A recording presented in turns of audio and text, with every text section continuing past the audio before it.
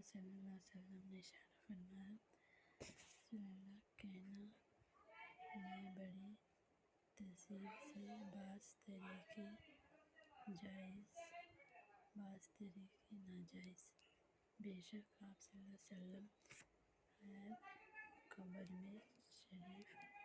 قبر شریف کے پاس درود سلام پڑھنا جاتا ہے تو آپ خود سنتے ہیں، اور کسی دروازے یا مقام سے سلام بھیجا جائے تو فرشتے آپ کی خدمت قدر سے بھیجنے والے کے نام کے ساتھ پیش کرتے ہیں، آپ اس کا جواب دیجیے۔ اس حدیث سے ثابت ہے نزدیک پیش کیا گیا ہے، آپ اس کا جواب دے دیں۔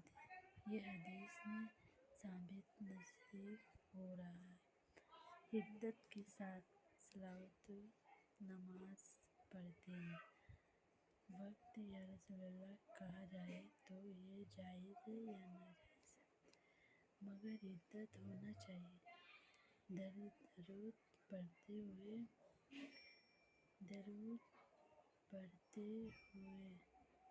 نفس سن لینا عدت نہ رہے، اس طرح پہنچا جاتی ہے۔